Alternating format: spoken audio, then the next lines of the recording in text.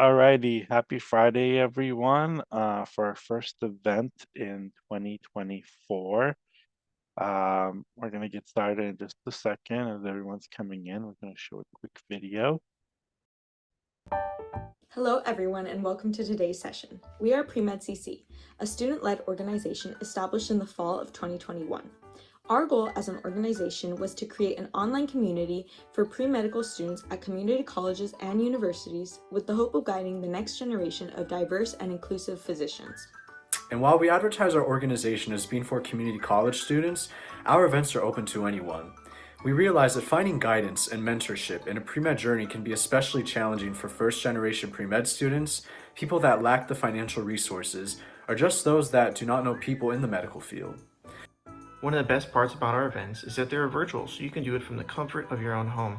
We typically have events on Fridays from 5 p.m. to 6 p.m. PST, and on Saturdays from 10 a.m. to 11:30 a.m. PST. If you aren't able to attend the event, all our sessions are uploaded on our YouTube channel. Many of our sessions will end with Q&A with our speakers. Any questions that you have can be put in the Q&A section on Zoom, and our team members will read them and have them answered. After you have attended our event, you can log on to our website and complete the quiz, which will contain questions pertaining to our session today. If you score 70% or higher on the quiz, you'll be awarded a 2-hour mentorship certificate to show that you attended our session today. If you want to stay connected with our upcoming events or want to tell your pre-med friends about Premed CC, you can find us on Facebook, YouTube, Instagram, and TikTok at Premed CC.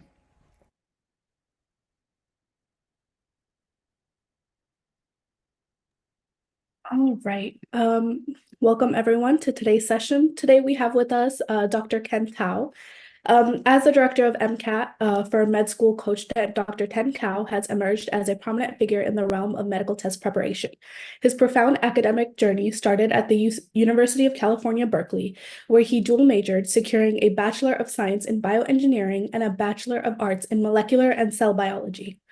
He also earned the Jeffrey A. Weiner Memorial Prize as esteemed accolade given to the top graduating senior in the neurobiology emphasis of the molecular and cell biology major. Sorry. His reputation as an exceptional MCAT mentor is nationally recognized given his vast experience working with thousands of undergraduate students as a graduate teaching assistant, adjunct faculty member, and MCAT instructor, tutor at the Princeton Review and med school coach. His stellar record at the Princeton Review saw him as the only tutor certified in all subjects, one of their top-rated MCAT tutors, and a teacher trainer for their MCAT division. Dr. Tao's extensive teaching experience exceeding 10,000 hours, along with valuable content he has written for the multitude of MCAT books and guides, underscores his dedication and proficiency. Welcome, Dr. Tao. Great. Thank you for that introduction. I am very happy to be here and speaking with all of you. So I will go ahead and pull up the slide deck. And as you can see, the topic of our presentation today is how to study and be successful in your science and STEM courses. If you're not aware, this is the first of a 3-part series that I'm going to be doing over the next few weeks. And this one's going to start with more of the basics and bigger picture view items on just how to study for science classes. The next 2 presentations that I'm going to give are going to be focused more on the MCAT exam, which is the exam that pre-medical students will have to take if they want to apply to medical schools in the US and Canada. So you received that introduction earlier. It was a very kind introduction. And indeed, I have been in the MCAT space for quite a while. I've actually been helping with the students with MCAT for just over 11 years now. For the first 5 years, I was with the Princeton Review and actually was teaching from the Berkeley office. And I would be teaching students at UC Davis, at UC Berkeley, at San Francisco State University, CSU East Bay, Stanford. So really all over the Bay Area. And while I was in graduate school in Boston, I was actually recruited by Med School Coach, which is a company that helps students with applying to medical school. And they recruited me to start the MCAT division. So I have been leading our MCAT division for about the past 6 years or so. So essentially, I'm very happy to be here and share my knowledge and expertise with all of you. And indeed, throughout the presentation, please feel free to ask questions, put them in the Q&A, and also try to pay attention to the chat occasionally. So try to make this interactive. The first question that I actually have is for all of you here. This would be helpful for me to just get a sense of who I am speaking to.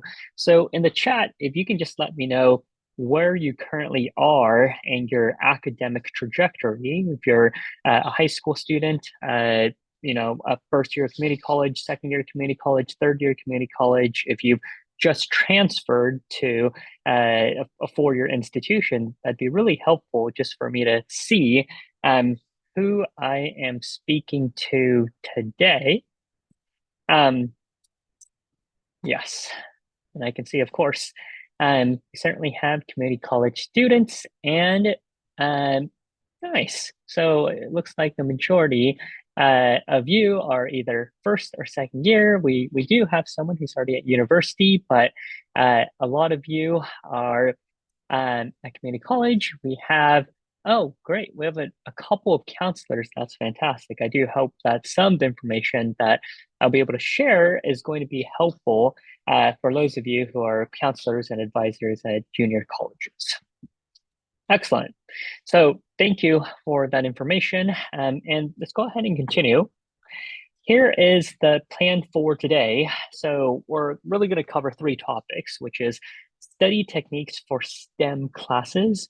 I know that some of this can be a little abstract. So and that's because for some of you, you're not going to understand what organic chemistry is until you take organic chemistry. So I'm going to try to give tips and recommendations that hopefully you're going to be able to keep in mind once you get to those classes. And this should be especially helpful for those of you who are actively taking those courses. In addition, I also want to talk a bit about preparing for a career in STEM. This, of course, is Premed CC, so all of you presumably have an interest in becoming physicians. But at the same time, I do want to throw it out there just because I have been in this space for a long time, and that is many students who start out as pre-med don't actually end up as pre-med students, right? And sometimes it's for good reasons. Sometimes it's not the best reasons that you want. But the reality is, not everyone who is a pre-med is going to become a physician, right? There's a lot of pre-health fields that you can enter, right? You can become an optometrist, you can become a pharmacist, you can become a dentist, you can go into podiatry, you can go into other allied healthcare fields, right? You can go into nursing, you can go into PA. There's really quite a lot of options, or you can even go into industry, right? Go into biotech, pharmaceuticals. There's a lot of career paths that are available for students in STEM. And yes, pre-med is one of them, but it's good for you to be aware of the others. So essentially not putting all of your eggs in one basket if at some point you realize that there's another track that might be better for you.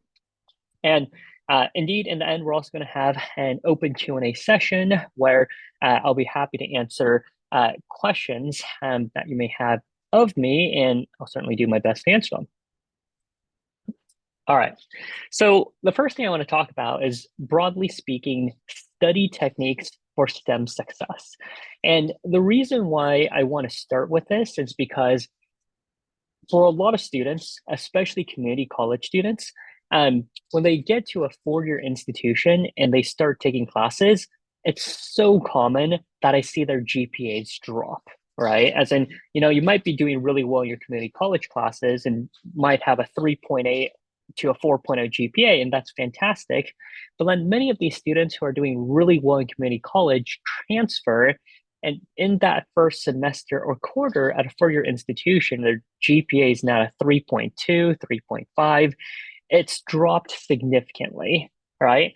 And there's various reasons why that may occur, right? There's certainly some amount of adaptation that is required to get used to the new environment. If you had to move away, you might not have the same support system. But what I'll say is this is actually not uncommon of a lot of pre-meds who don't go to community college and go straight to a four-year institution. Many of these students, as freshmen and sophomore years, their GPAs aren't so good, and they will then have an upward trend where by their junior and senior years, their GPAs start to improve. And a lot of it is simply because they figured out how to study and do well in their STEM classes, right? So by me starting with this, I'm essentially telling you that if you can figure out how to study properly, you can essentially avoid that situation where you transfer to a four-year institution and not have that same drop in your GPA. So a few tips that I have.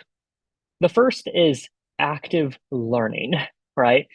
Realize that, and I'm going to be completely honest with this. All right, realize that the rigor of the classes that you take at a community college, there's a pretty good chance that it's not as rigorous as a course at a four-year institution, or even if the course is, similar in the complexity of the concepts covered, the grading scale may not be so generous, right? You might be taking a class where half the students can get an A because it's just based on your percent scores on your exams. As long as you score 90% and above, you get an A. But in many college courses, there is a curve, right? If you want an A, you need to be among the top 15% of students. So when you're learning, there's really two ways that you can learn information.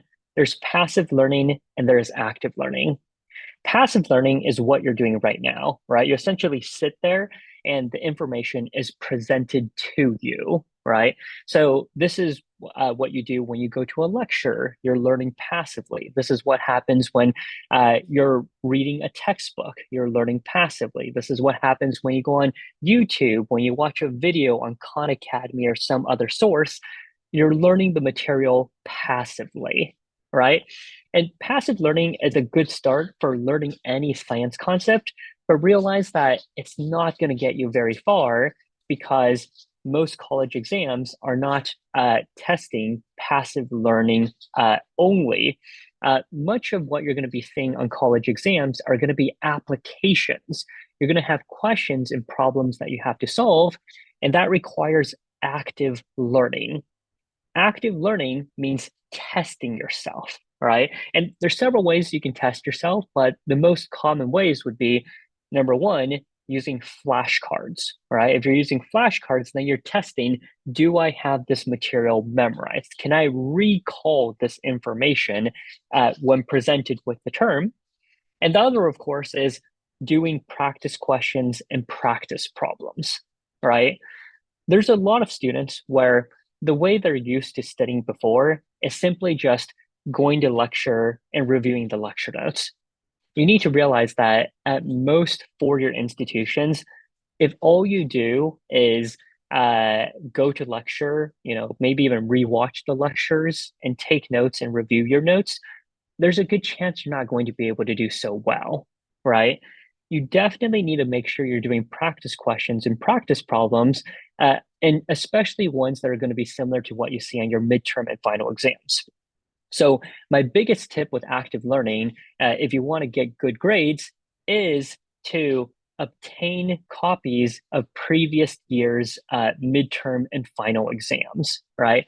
And in a lot of classes, the professors will release them. They'll say like, oh, this was the Calculus 2 midterm 1 exam from 2018, and here's another one from 2020, and here's another one from 2021. Those are the exact kinds of practice problems that you want to complete for active learning if you want to get good grades in your STEM courses. Now, the other thing that you can see on here is concept mapping. This is realizing that when you're presented with information, there's some ways that it can be presented where, yes, you have the information, but it's not presented in a way that's easy for you to digest. What I mean by this is you can read a textbook and it's essentially a wall of text, right? Not unlike these slides, but realize that there's a lot of concepts where drawing out a diagram to visualize what's going on is a lot more helpful, right? And the example I have here is for organic chemistry. If you want to learn and understand organic chemistry, you need to learn to draw the structures of the molecules, draw arrow pushing diagrams so you can see how are these organic chemistry concepts applied, right? And the last tip I have here for study techniques is realize that, you might be very smart, but if you try to do everything by yourself, it might not turn out so well, right? And again, part of this has to deal with the rigor of the courses, but you're going to find out once you transfer to a four-year institution, there are a lot of people out there, and there's very likely going to be a lot of people who may be smarter than you at certain things, right? Perhaps you're really good at general chemistry, but you might have a classmate who's better than you at physics. The concepts are just more intuitive for them, right? These are situations where working with others can make a very significant difference, right? And I don't mean it's simply as a sense of, oh, you're just looking for someone to, teach the concepts to you and then you teach the concepts. That's certainly the case, but a lot of it is really be able to think about the concepts in a way that you wouldn't normally think about if you're just studying by yourself, right? There's so many instances where I was studying for classes with a friend, and when we're solving a problem and it's confusing, they would explain the way they think about the problem. And sometimes when you hear those explanations from others of how they think about concepts, a light bulb essentially goes off in your head of, wow, I've never really thought about thinking about these questions and concepts in these ways, right? So realize as a pre-med, you don't need to do it by yourself, right? Find a good group of friends who are motivated and want to do well and work together to essentially all get A's in your classes. All right, so that's really the first step, right? Make sure you have the study techniques mastered, because if you don't have those study techniques mastered, then of course, you may struggle for some period of time until you figure things out. The next important skill to develop, of course, is time management, right? Knowing how to study effectively is helpful, but managing your time is equally important. For a lot of students who are pre-meds, realize you have a lot of classes you have to take. General chemistry, organic chemistry, physics, biology, biochemistry, psychology, sociology, and any other classes you might have to take as part of your major. It's a lot of classes. Plus, as a pre-med, there are a lot of experiences that you have to obtain as part of your medical school application. You need clinical experience, leadership experience, volunteer experience, research experience, and possibly some other extracurricular activities that allow you to stand out as an applicant. And when you keep in mind all of these different activities that you might be involved with, the classes you're juggling, and maybe you also have a job and other obligations that you have to handle, time management becomes extremely important, right? So there's a few tips that I have here. Number one, consider using a prioritization matrix. All right. And I recognize that a lot of you may not be familiar with what a prioritization matrix is. So let me just briefly sketch this out for you. So, visually, you can see how a prioritization matrix works. And you can also, at this point, see my handwriting, which may not always be the best. All right. So I am using the Zoom Annotate tool. So a priority matrix, there's different versions, but there's one simple version that I think is helpful to consider, right? You've got two axes, all right? So on the x-axis, you can think of this as low value versus high value. right? And on the other axis, in the vertical, you have low effort versus high effort. And for many of the tasks that you have to do, you can really think about in which quadrant would you place these items in, right? So if you're looking at these quadrants, number one, it's definitely going to be the ones in the top right. These are low effort, high value, right? This is something where you don't have to put in that much time and you're going to get a lot of value out of this, right? So an example that I can give would be, perhaps going to office hours, right?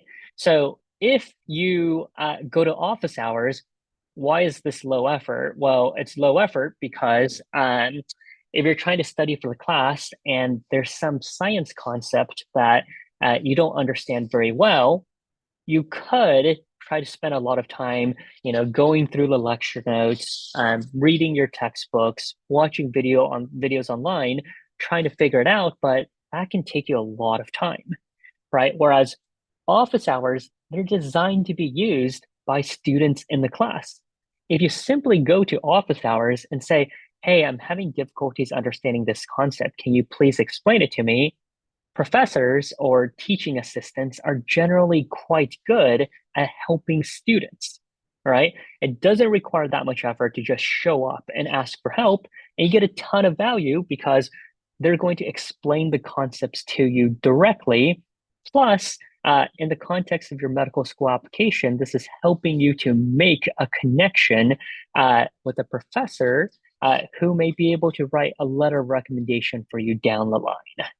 All right. So this is for anything that is low effort and high value, this is something you should be doing now.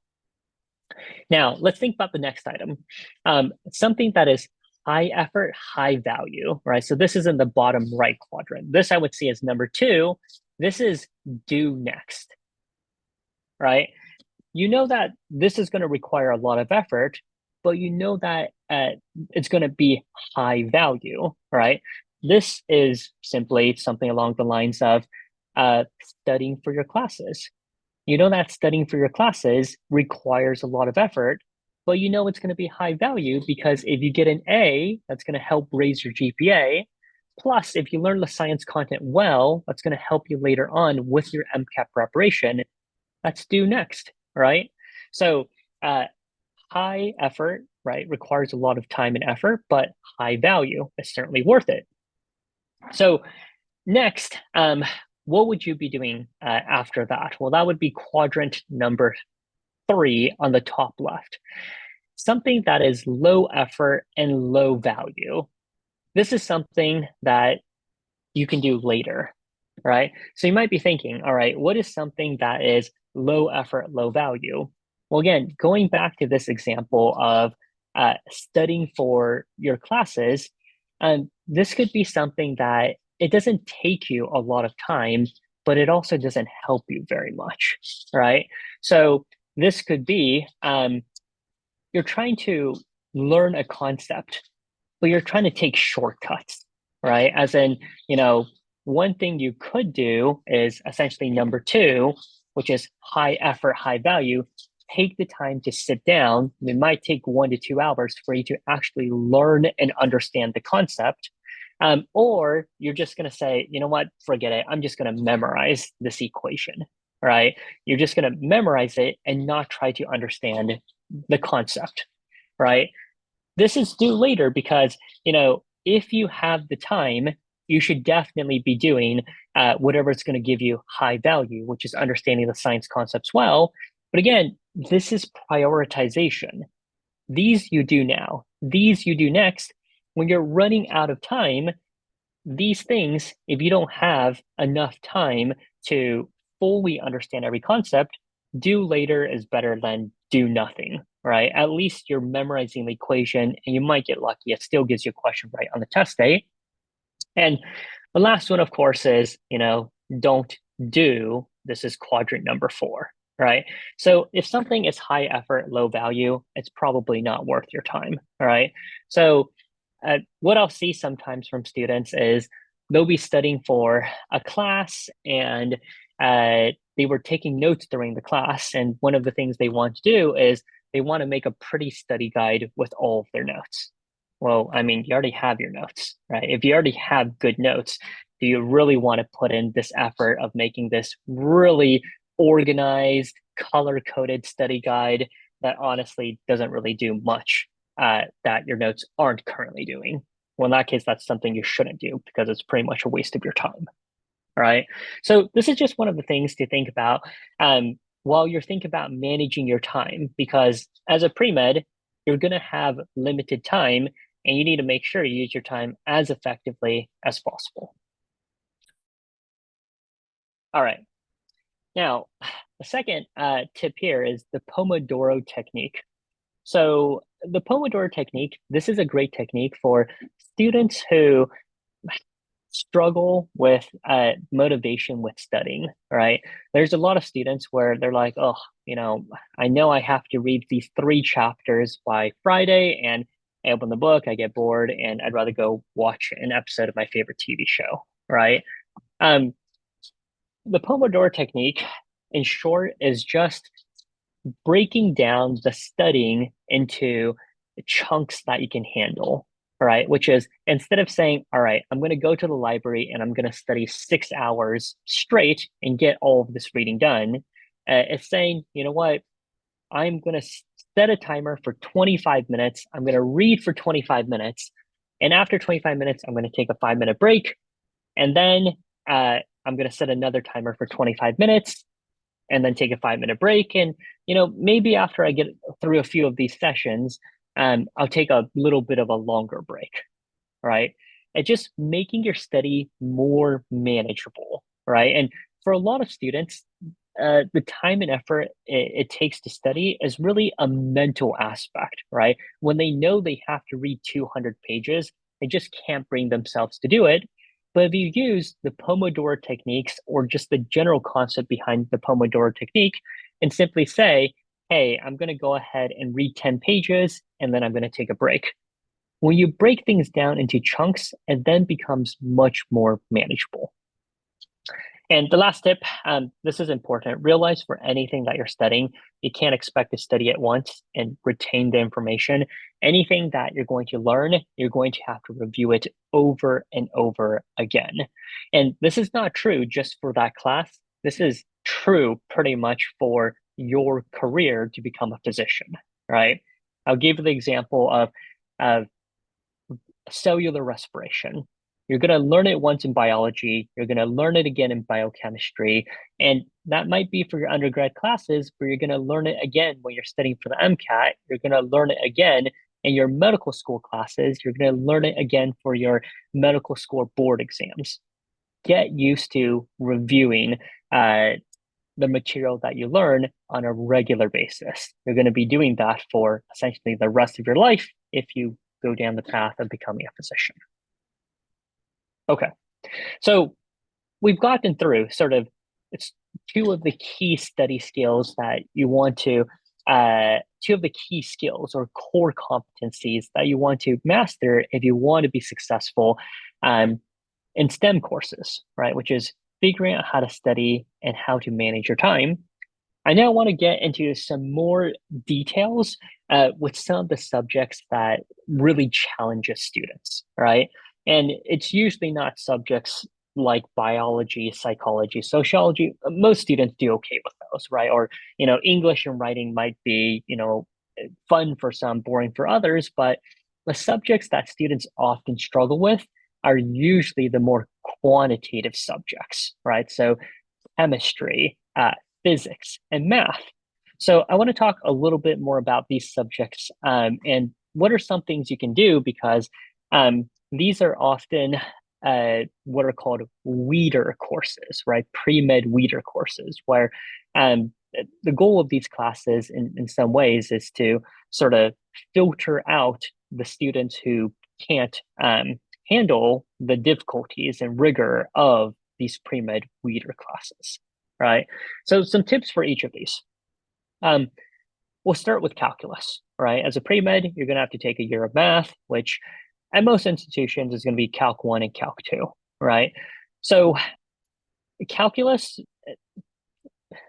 many things you're learning for the class, and you're going to find that it may not be super applicable in your future life, but sometimes you'll actually be surprised, right?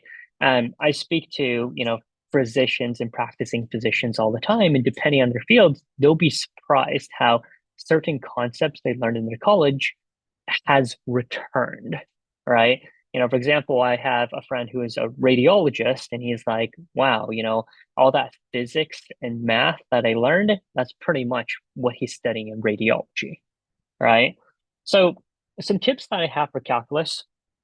Number one, try to understand the theorems conceptually rather than memorizing them, right? There's a lot of different concepts in math, but when you make it just pure math, it just seems very abstract, right? Every concept in math and calculus has been applied in some situation, right? If you're thinking about uh, integrals and differential equations, right? All of these can be applied in some real world situation. So if you're simply looking at a theorem, you're like, okay, so the theorem says this is the equation for it. It may seem very abstract, but if you can find an application of this, which is in most textbooks, right? Most math textbooks will go through the concepts, and they'll usually have some kind of box that says real world application. And you can read an actual example of how that concept applies. It will help you a lot more to understand the concepts, right? It becomes a lot more intuitive and isn't simply memorizing equations and formulas. The next thing, and I already mentioned this earlier, but something like calculus, you need to complete a lot of practice questions and a lot of variation of practice questions.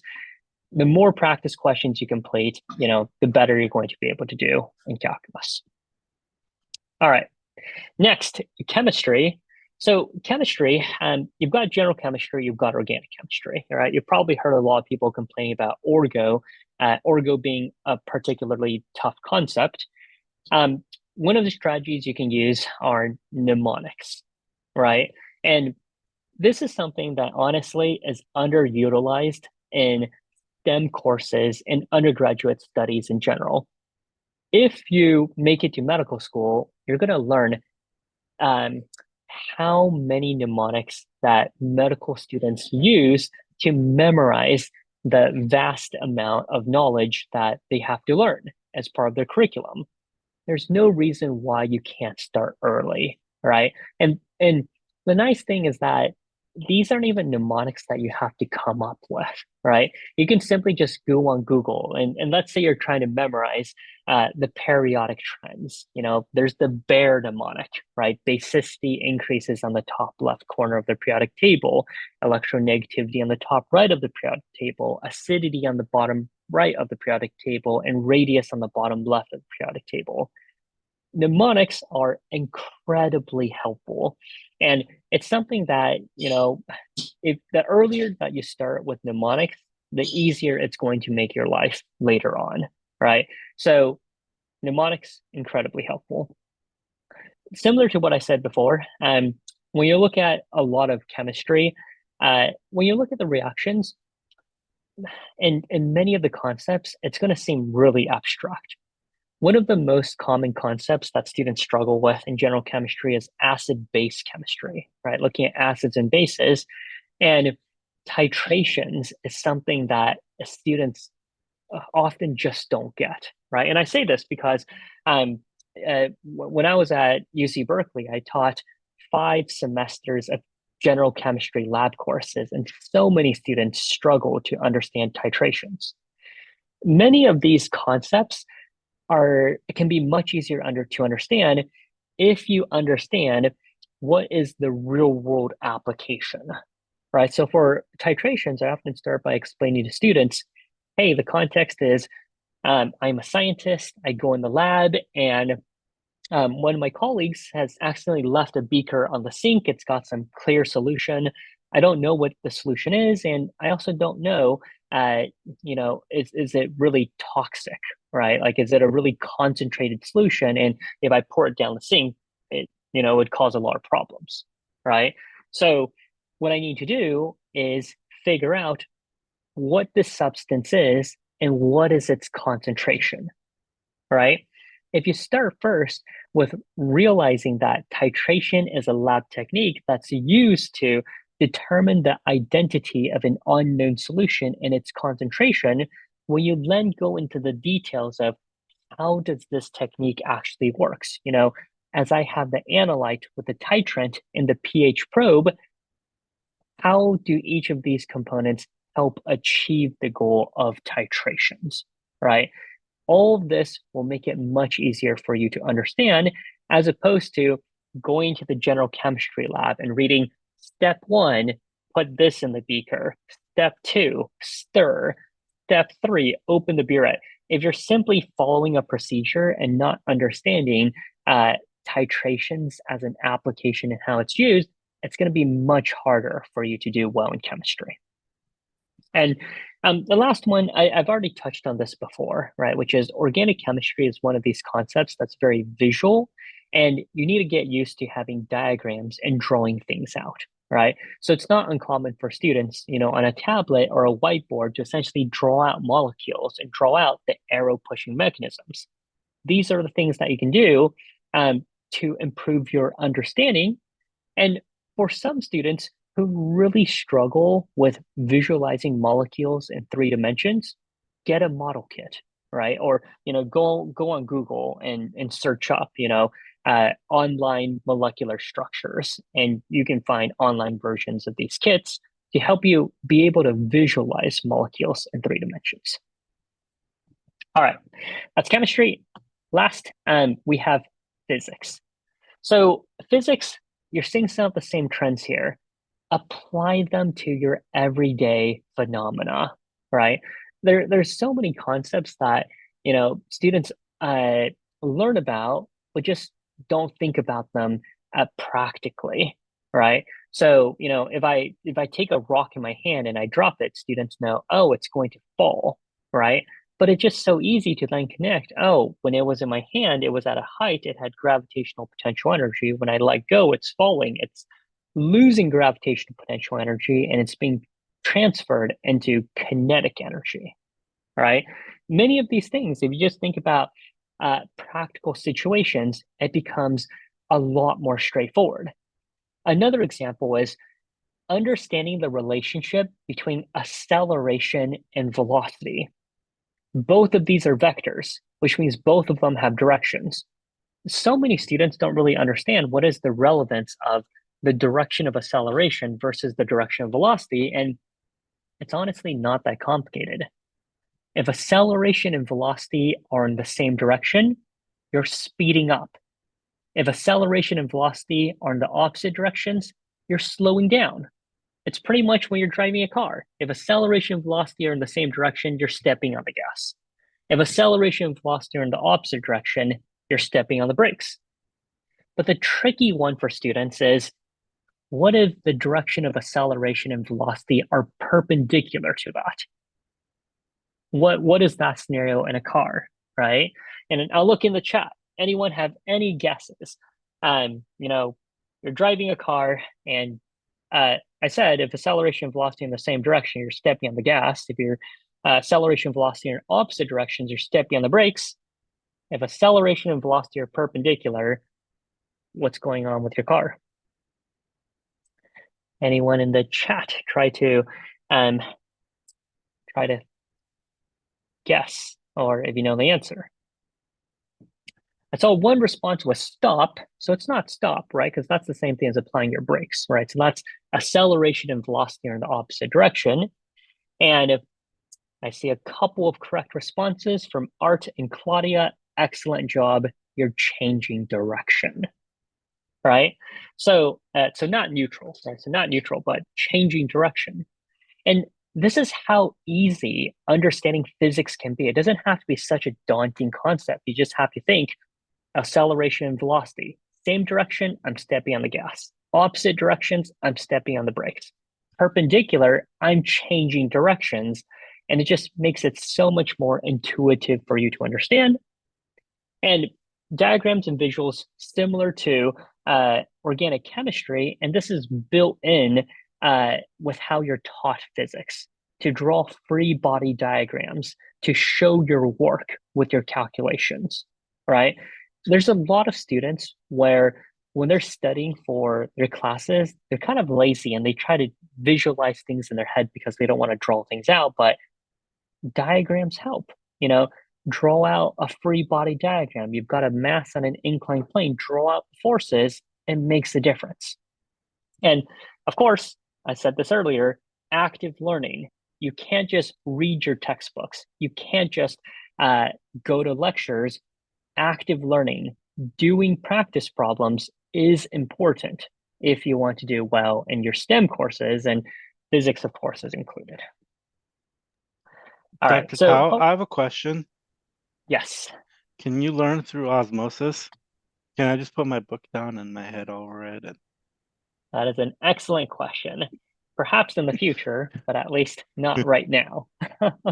I know that, maybe some of you are hearing things about Elon Musk and Neuralink and such, but I will tell you with my PhD in neuroscience, things about instantly dropping information in your brain is definitely not happening anytime soon because our knowledge of neuroscience is nowhere close to that stage. All right, so hopefully that was giving you some more, concrete advice with these specific subjects that students struggle with. The next thing I want to talk about with STEM courses is problem solving, right? This is sort of the difference between, a lot of students who can do well in STEM courses and a lot of students who don't. A lot of students who struggle to do well in STEM courses, they are simply just trying to memorize everything, right? So they might do pretty well in biology, right? Because it's like, oh, hey, I just have to memorize, this organ system and this gland and this hormone it secretes and what it does. But they just don't recognize that STEM and science is really about problem solving, right? It's all about solving problems. And if you want to, go on in medicine, this is exactly what you're going to be doing in the future, which is you meet with the patient, you're going to have a conversation with them, try to figure out what's going on. And based on the information that you're presented in terms of the patient's symptoms and the information that you've gathered from any clinical test and such, you're trying to solve the problem of what is the most likely diagnosis for the patient, right? So if you want to do well in STEM, you need to learn how to solve problems. And one of the important aspects of problem solving is questioning assumptions, right? You don't simply want to say, oh, there's gravity, gravity exists, that's just what gravity is, right? But you really want to listen to something and be able to challenge it, right? What evidence is there that gravity is all around us? Well, of course, if I take an object and then I let go, it falls, right? So I can certainly provide evidence for that. But as you go further in science, which you will as a pre-med, and get involved with research, which you absolutely will have to do as a medical student, be exposed to research articles and such, you realize that you can't just take everything for granted. You have to be able to look at a research study, look at the results that's presented, and come up with alternative explanations for the results, right? There might be a scientific paper that says, hey, I've discovered this new drug that cures cancer, right? And they present results and be like, hey, I give these patients and I cured cancer, right? Well, when you look at those results, you can't just say, wow, great, you just won the next Nobel Prize. There might be some things that you need to think about of what else might there be, right? What else might explain the observations they attained, right? You need to question the information that you're presented and be able to analyze the data and draw logical conclusions, right? How did they arrive at the conclusions of the research studies? And are there any errors and mistakes that they possibly can make? And sometimes this includes having scientific discussions, discussing with other people. How did you get to this conclusion in terms of the research results and such? All right. This next slide, I think I probably talked about this enough, right? Which is, it's nice to learn in the classroom, but real world applications makes a huge difference, right? In many ways, medicine is a real world application of what you're learning, right? In biochemistry, you're going to learn about the different biochemical pathways, right? You'll learn about glycolysis, the citric acid cycle, and electron transport chain. And you'll learn, oh, hey, when a patient has a mutation in this enzyme, this is the disease and the phenotype that is observed. That's simply a real world application of the science concepts that you've learned. But realize you don't have to wait until you become a physician to be able to apply your classroom learning, right? There are projects that you can get involved with. There are research labs you can join. There's jobs that you can obtain. There are internships that are all focused on applying the classroom learning into real world applications. And many of these things are going to be important for your STEM careers, right?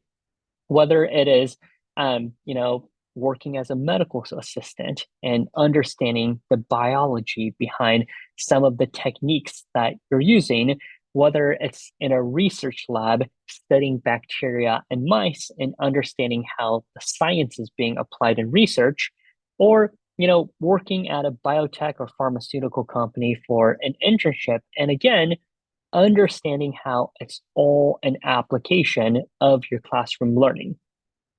Remember, the purpose of education in the world, going to colleges and universities, is really to prepare the next generation of students to enter the workforce, right? Everything that you're learning in STEM has some kind of real world application. And of course, in terms of preparing for a career in STEM, I mentioned this earlier, right? But pre-med and becoming a physician is one path among many available paths, right? Some people don't really understand what's the difference between a physician and a nurse, right? If you don't know the difference between them, aside from, one gets paid a lot more money, you should probably consider doing some more exploration as to what the differences are, right? What is the difference between these careers, and what is the differences in terms of the skills and qualifications, right? If your goal is to get involved in patient care, do you really want to, go through 10 to 12 more years of school before you're a practicing physician? Or, maybe you just want to be a nurse. You go through 4 years as a nurse, or if you finish your undergrad degree, you do an accelerated BSN that might only be 18 to 24 months, and you can already start working with patients. Networking, of course, is also very important, right? You're all here at Premed CC, which is fantastic because there's a whole bunch of individuals that you're going to be hearing from, right? And we're all really doing this because we enjoy it, right? This is not something that we're getting paid to do. We're really just happy to speak with all of you and share our tips and recommendations. And this is networking. If any of you after this want to go on LinkedIn and find myself and act me as a connection, shoot me a message. I'd be happy to chat with any of you. So networking is important in STEM. You never know when a connection might yield something that might be very helpful, which might be opening a door for getting into an internship, right? Getting into a research lab, right? Networking is important. Okay. And Leveraging resources for continuous learning has changed. I went to college from 2010 to 2014, right? A decade ago, right? And yes, it makes me feel older and older each time I say this. But the reality is, the way that I studied for my college courses, it's different from the way that students learn these days. And I will have a slide on AI in a bit because it is important. But realize that when you go to a university, you don't have to rely on your university for all of your learning and education, right? There's so many students who sort of think, oh, all I have to prepare for my classes are my lectures and my textbooks, and that's all I've got. But these days, there's so many fantastic online resources, free resources even, right? Coursera, Khan Academy, and such, where there are excellent teachers who can explain the science concepts better than many of your professors, right? Especially if you go to a large research institution, realize most of the professors there aren't really good at teaching, right? Research institutions, like many of the UCs, they're there primarily to do research, right? They're not there primarily to teach.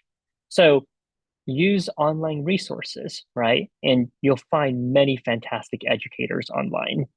And of course, if you want to dive deeper, academic journals and publications.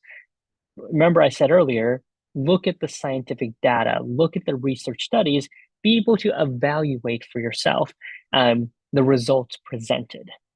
And of course, this last one, there's many programs available out there to support students. Premed CC is one of those programs. So all of you are already taking a step in the right direction. The list of workshops that this organization has put together is really, really solid, right? So the more of these presentations that you attend, essentially the more advantage you'll have over all of the other students who aren't actively engaged in attending these presentations. All right, so those are really the main points that I wanted to drive, right? But STEM is a fantastic path to go down. I obviously went through STEM. You heard about my academic background before, and there's so many options. But also, it's not an easy path. It can be a challenging path, but if you can hopefully follow some of the tips that I provided, you can really do well. And this is when I really want to leave with this final tip, which is AI, artificial intelligence. Of course, this was really big on the news. A lot of it starting early last year with the release of ChatGPT and such, right? And I'll say there are a lot of people who, maybe you want to call them naysayers or skeptics, or, people who are scared and such of AI and what they might do in terms of, taking their jobs and such. But it's reality, right? Like AI is coming, AI has arrived, and AI is only going to become a bigger part of our lives, right? And your school may not teach you how to use AI, and they might actually warn against AI, saying, if you're just using ChatGPT to write your essay, we're going to catch you, and you're going to be punished accordingly, right? But the tools that have been released by AI these days are quite incredible. The reason why there's so much talk and chatter is because this is really an important technology. If any of you spend some time online and hear about what are some of the most important inventions in technology, you'll hear things like, the internet. Obviously, the internet was a big deal. And then the next big thing was really mobile devices, right? Cell phones and then smartphones. And what all of them are saying as the next big development is artificial intelligence, right? So I certainly encourage all of you to take some time, do some research into artificial intelligence, figure out what it can do to help you be more efficient, be more productive, and learn more quickly in STEM. because it's more than just a chatbot. It's more than, saying, hey, what is the capital of Texas, right? It's more than, explain to me this, explain to me that. There are so many things that AI can do. And if you don't start using AI, you're going to quickly fall behind all of your peers who are going to be utilizing AI. So in STEM, this is something that you're definitely going to want to embrace. And with that, those are the points that I wanted to discuss. So as I mentioned, at this point, happy to answer questions. So we do have a Q&A feature, and I'm happy to take questions there, and feel free to submit additional questions you'd like there. All right, so moving on to the Q&A, our first question we have in the chat is, I understand there are different strategies to study different subjects, and I'm wondering if you could elaborate what the best way to study for Gen Chem 2 is. That is a good question. So the first thing I'll say is it's going to differ a little bit from school to school because, the material covered in Gen Chem 1 versus the material covered in Gen Chem 2, it's not consistent across all institutions, right? If you think about the progression of the general chemistry concepts, right, you usually start with the basics of atomic structure, electronic structure, stoichiometry, and such. And then you gradually build onto some of the more advanced chemical principles of kinetics, thermodynamics, equilibrium, and then the focus shifts more towards applications, right? Solutions chemistry, acid-base chemistry, electrochemistry, and such. I would say, to start, if you want to do well in Gen Chem 2, make sure you have a really strong foundation for general chemistry 1, right?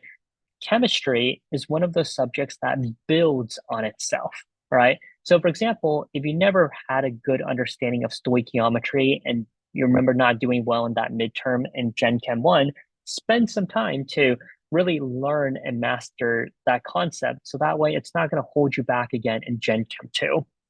And the second thing, as I said, Gen Chem 2 tends to focus a lot more on applications. So when you're looking at solutions chemistry, acid-base chemistry, electrochemistry, realize that these don't all have to be abstract concepts, right? For solutions chemistry, just, think about how if you have water and you're trying to dissolve, a solute, right? Let's say you're trying to dissolve honey in water.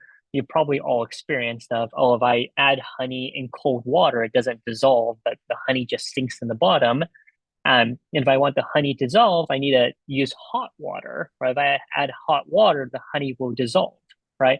Just all these examples of real world applications that can really help you in general chemistry too. So those are the two specific recommendations I have for Gen Chem 2. Make sure you have a strong foundation for the concepts in Gen Chem 1. Make sure you think about real world applications. And also keep in mind all those other general strategies that I talked about with prioritization, time management, active learning, all of that will also help. The only thing that I would add is general chemistry, the first part of it goes really steep. And so like if you're at a community college and you don't have a strong foundation, take the intro class. Don't try to rush into, because I think at community college there's like something like 50% drop rate for Chem 1A. And it's not because people are not like, it has nothing to do with intelligence, is that they're not used to that high level of class. And so being able to take intro classes for math, physics, chemistry is really important. But the other part of it too is understanding that there's a lot of information that comes at you fast. I think the second part of, as I remember, it's a lot more math based, ideal gas, and what Dr. Tao said, that everybody teaches differently. You have 1 year to teach general chemistry, and some schools teach from the molecular approach first and then go to the math part. Some places will start with the math part, like dimensional analysis, ideal gas law. So it's very, but within that 1 year, they cover a lot of those topics. But yeah. All right, our next question we have in the chat is, are there any online resources you recommend to master these pre-med STEM courses? That is a great question. I actually want to mention two resources, an offline resource and an online one. The offline one is upperclassmen at your school. I didn't emphasize this, but similar to what Jubin said earlier, every academic institution is different.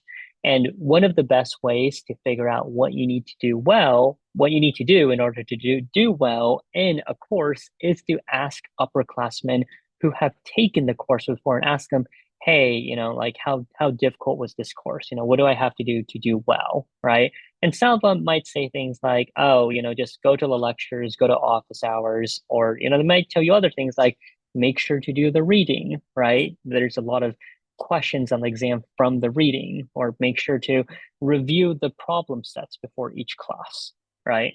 For online resources, I mentioned earlier, Khan Academy, Coursera, you'll find some really helpful resources there. I know there's a lot of students where Khan Academy organic chemistry videos pretty much save them from failing organic chemistry. But another excellent resource these days is YouTube, right? It's almost ridiculous how you can go to YouTube, just type in search, and if there's something you're not understanding, right? Let's say you're not understanding SN1 versus SN2 reactions in organic chemistry. You type in SN1, SN2 reactions, you can find a dozen of videos. And if you find a video with, 2 million views, it's probably a pretty darn good video, and they're going to explain it better than your organic chemistry professor, right? So YouTube, fantastic resource. Yeah, and I would say networking with upperclassmen and people that have taken those classes. There's people go to Rate My Professor or Corsical and stuff like that, which you could get some information, but it's nothing like talking to someone and telling you intricate and asking questions. So reading Rate My Professor, it's a very passive thing.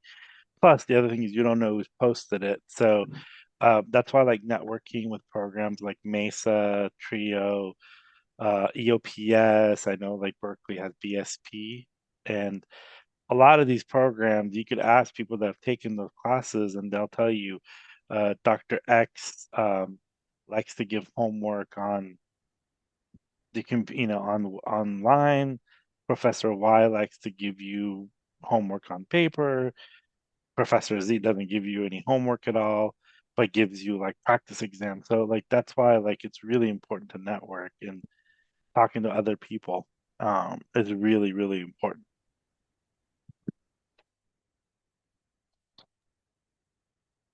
Our next question we have is, do you have any tips for juggling a job or internship with your STEM coursework? They're afraid that it's too much work, that they won't be able to handle it with the demands on top of their coursework. And they also ask, how should we communicate with our employers about our classes? Yeah. It's tough, right? And unfortunately it's not consistent either, because from one semester to another semester, sometimes it's hard for you to tell how difficult your courses are going to be and how much time it's going to take. I didn't mention this earlier, right? And it might come up in maybe one of the subsequent presentations I give over the next few weeks, but realize that medical schools don't care whether you take 12 units a semester or 25 units per semester, right?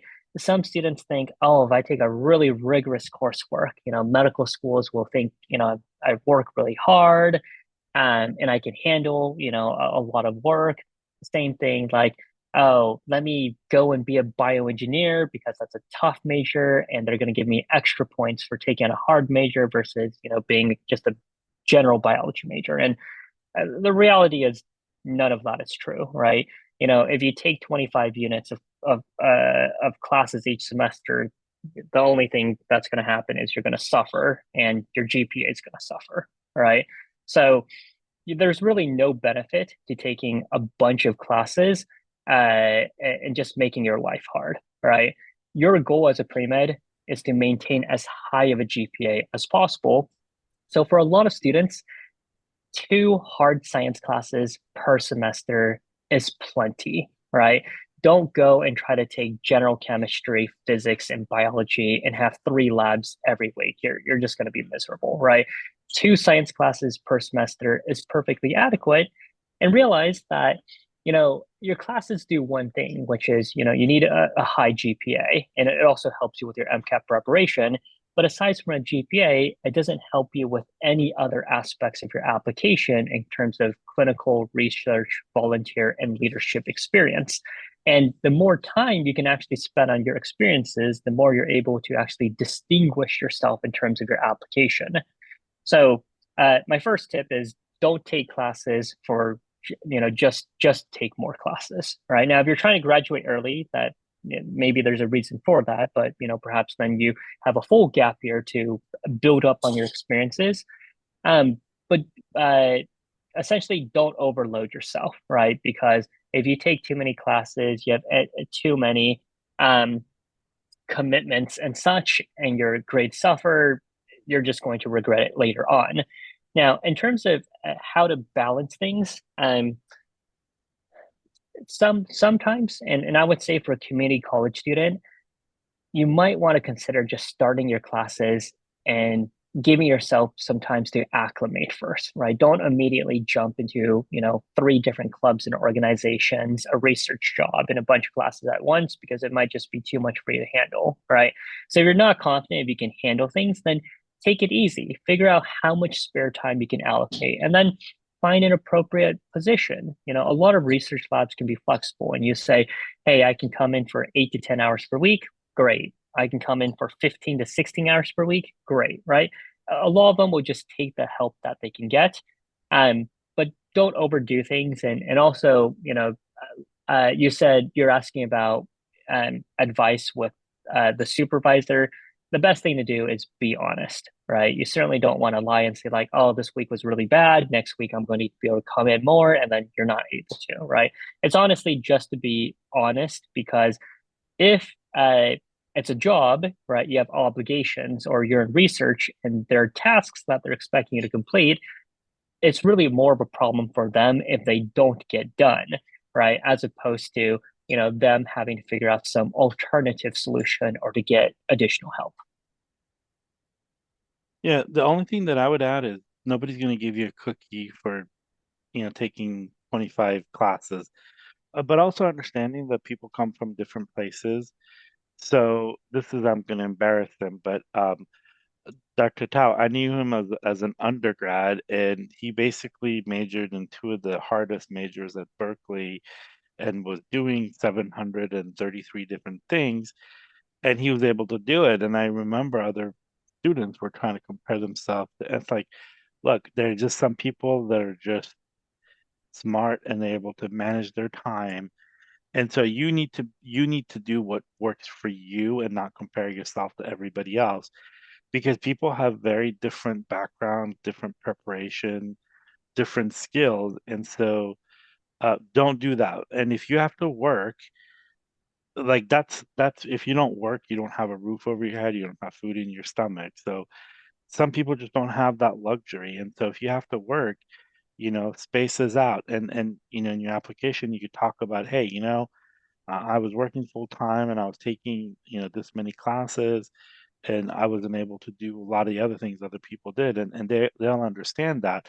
But if you're the kind of person that wants to do everything, working 40 hours a week, taking 25 classes, trying to do all these different things, and you fail at every single one of them, that just basically shows that you may not have the maturity to be able to manage that. And I think that's such a key important thing, is if you have to work, like that's a responsibility that you're taking on.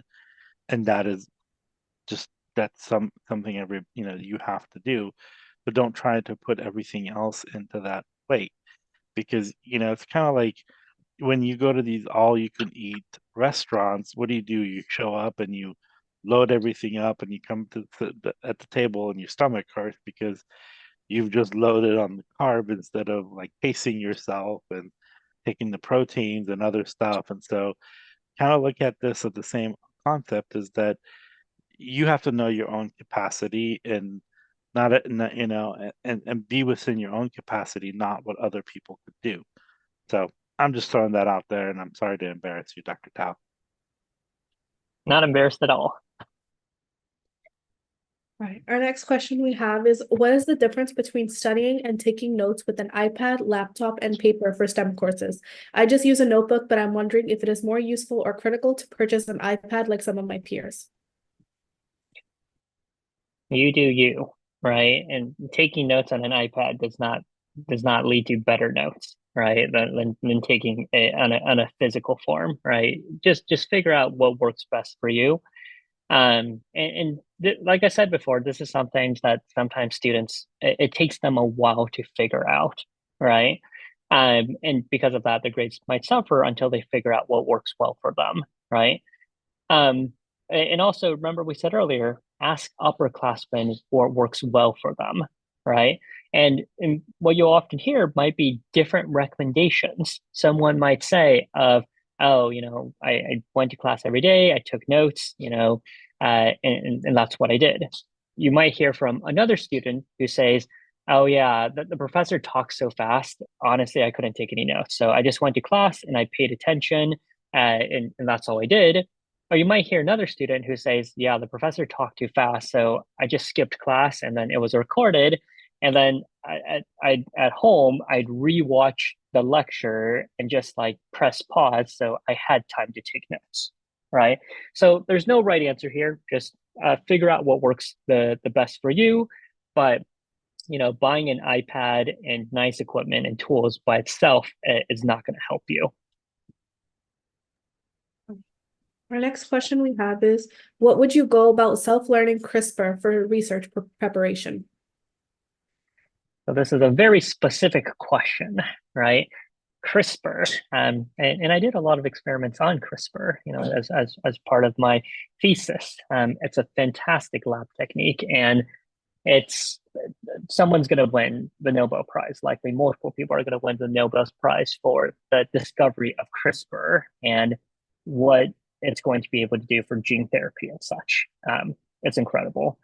So, part of it is going to depend on your academic background, right? If you're telling me that you're a first year community college student and you haven't taken biology yet, it's kind of hard, right?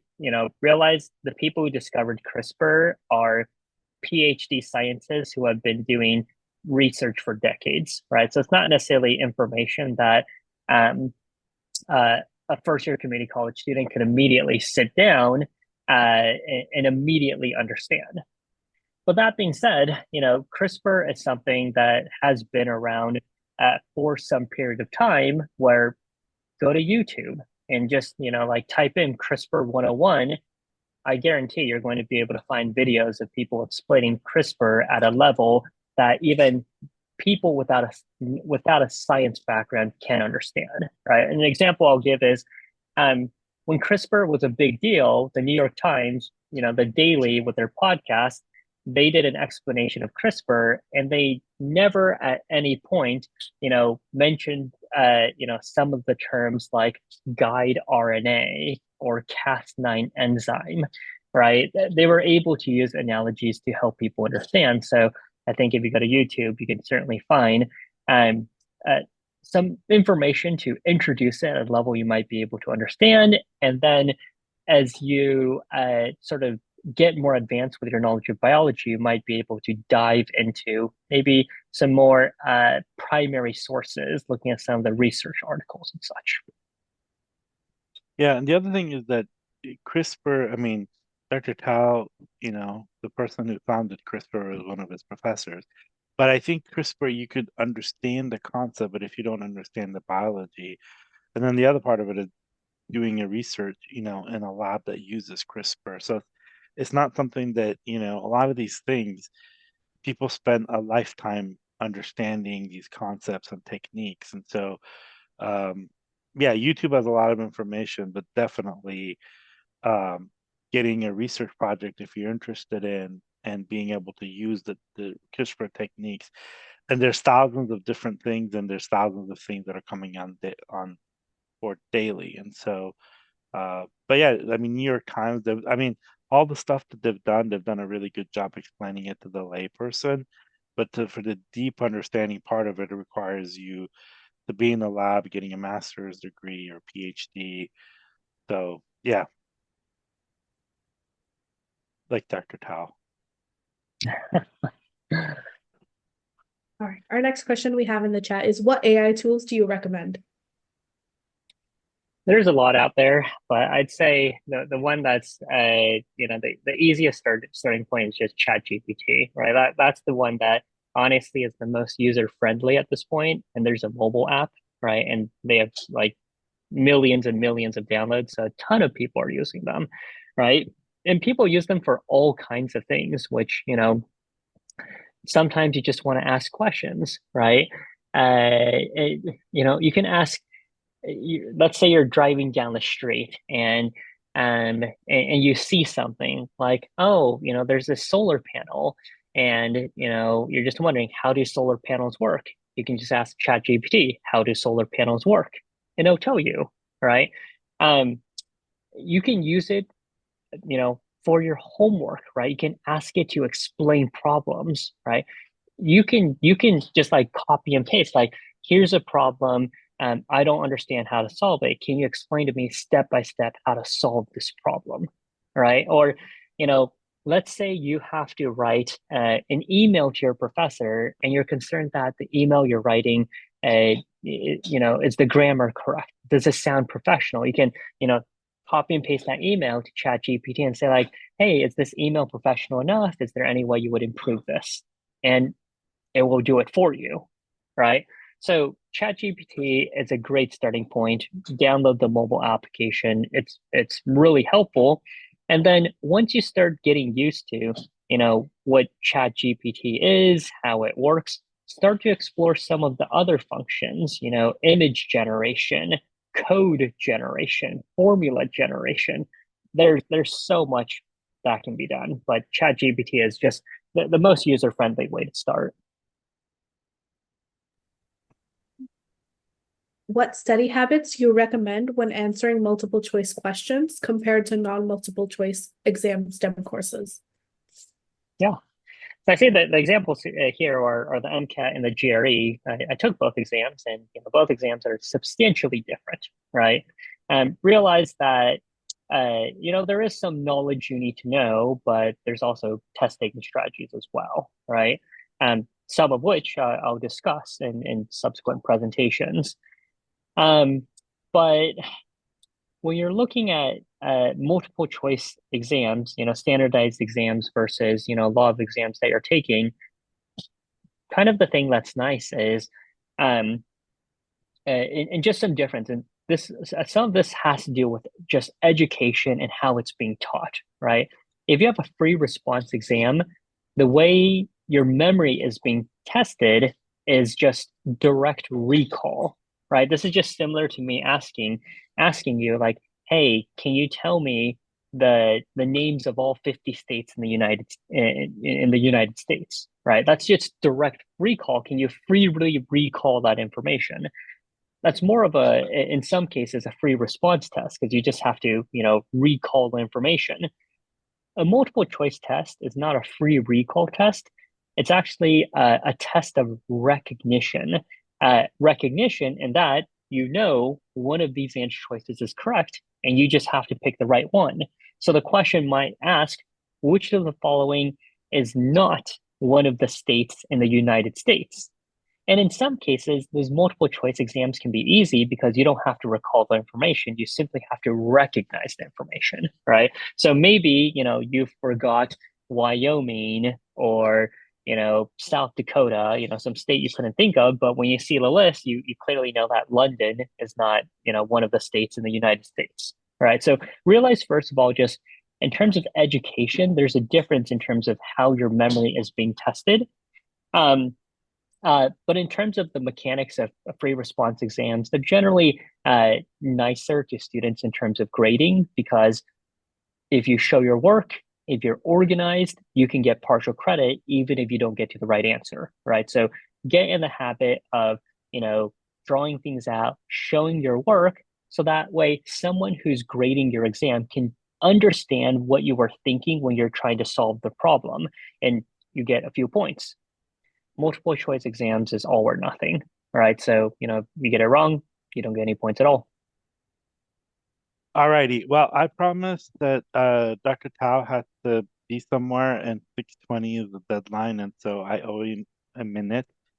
So some of you guys are asking questions about the MCAT, and so basically the next two times Dr. Tao is going to talk about the MCAT, and I answered a couple of questions in there, but some of the other ones for MCAT, just save it and come back. Yeah, and I think a lot of you guys are asking great questions, like and I think it's such an individual thing, but some of the MCAT questions, please save them for next time. So Dr. Tao, thank you for coming, and sorry for keeping you a minute over, actually 2 minutes. Absolutely. Hope the information was helpful, and I hope to see all of you in the next couple of presentations I give. Have a good Yeah, night. and Dr. Tao is going to email me the PowerPoint, and we're going to post it on the website, so on the same place that you registered. Absolutely.